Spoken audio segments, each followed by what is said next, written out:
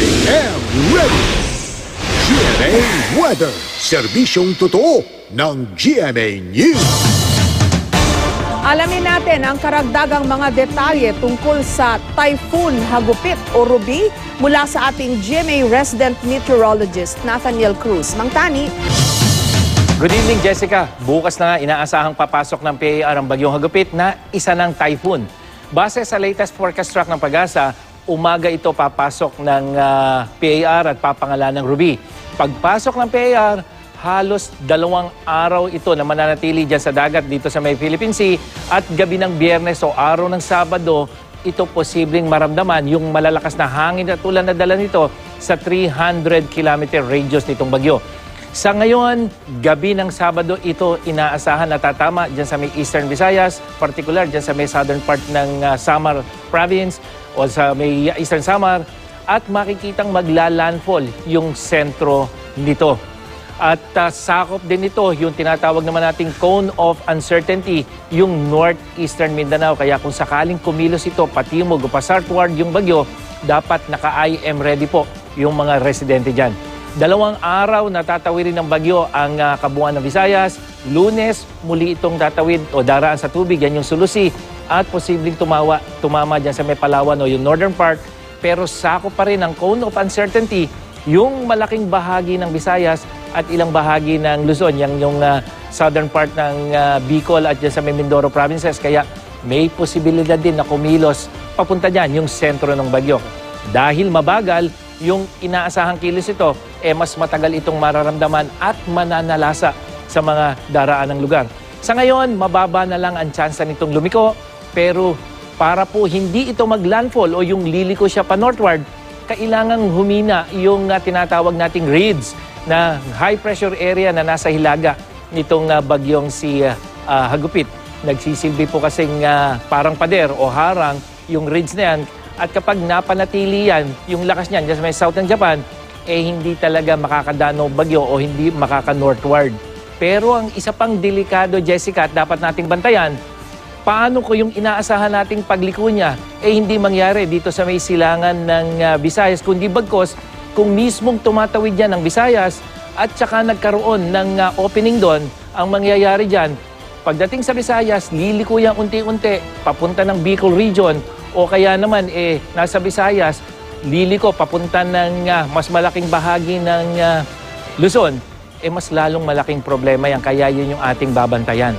At dahil inaasahan na nga ang pagtama sa lupa, bukod sa pagbaha o pag-uho ng lupa, pinaghahanda na rin po ang lahat sa storm surge o yung daluyong, yung mga residente, lalong-lalo na yung mga nasa coastal areas. Ayon sa Pag-asa, 3 hanggang 4 na metro ang posibleng taas ng storm surge o yung daluyong nito.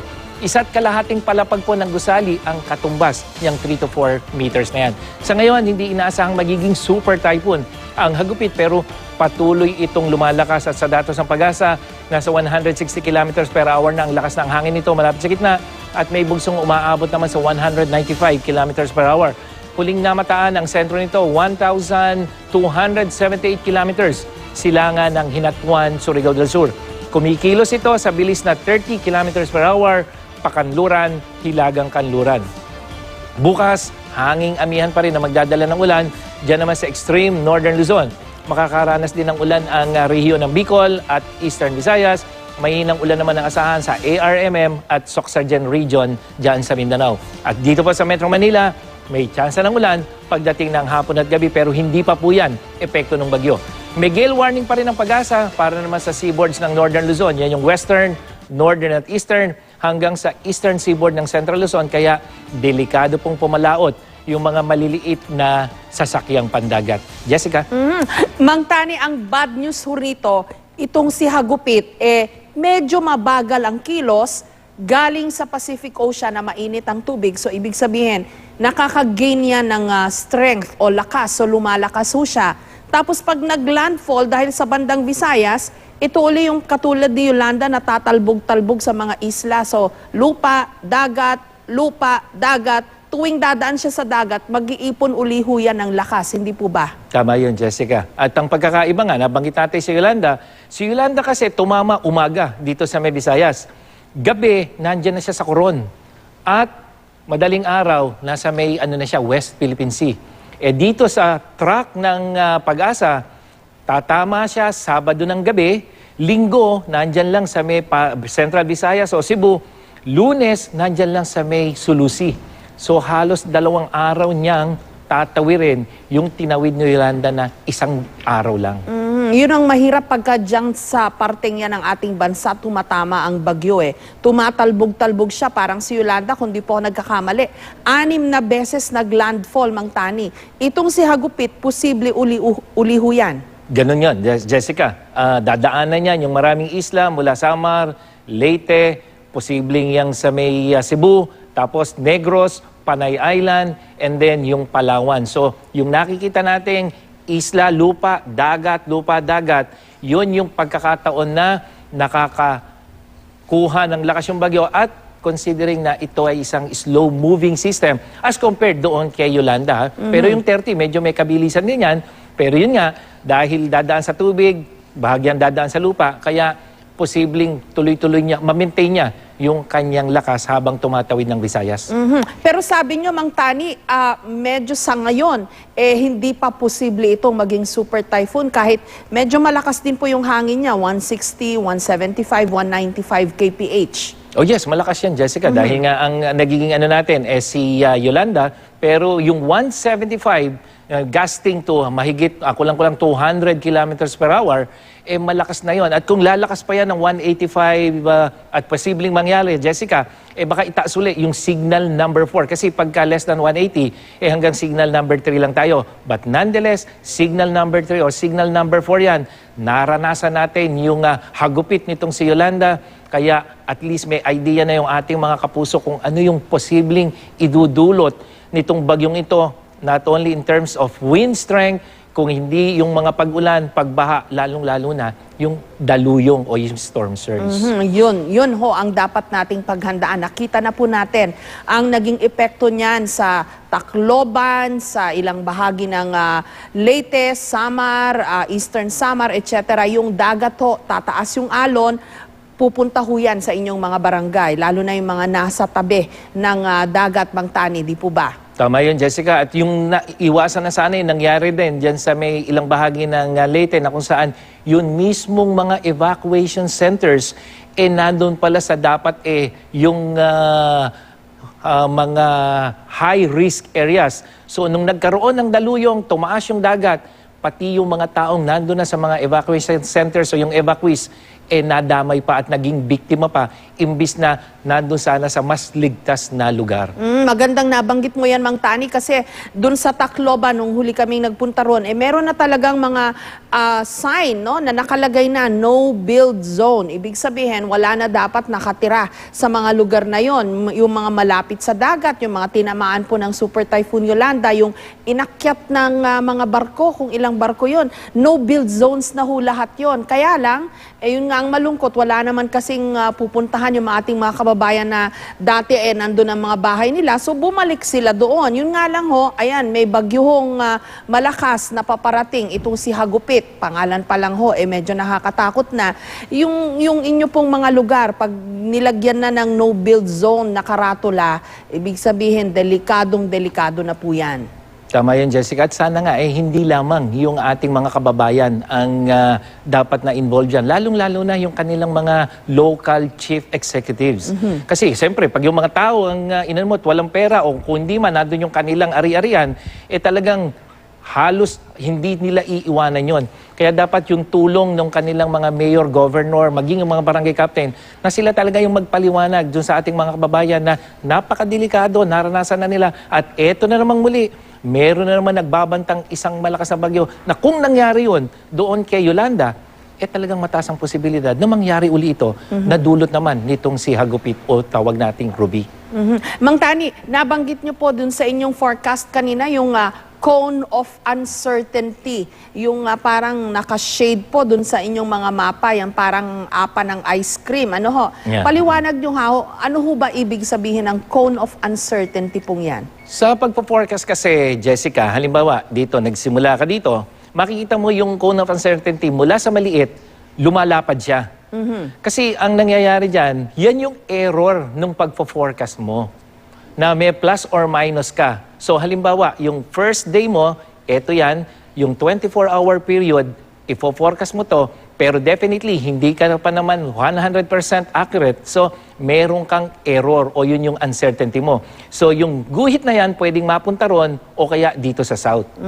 48 hours, eto na ngayon, yung cone of uncertainty mo, lumalaki. Kasi lumalaki, humahaba rin yung lead time mo. Kaya pagdating sa 72 at 96 hours, halos malaki na yung cone of uncertainty mo. So ito, hindi ito yung lugar na maaapektuhan ng bagyo, kung hindi, ito yung lugar na yung sentro na yan, pwedeng nandun. So pag yung sentro mo, nandito sa may Mindoro, apektado yung Metro Manila.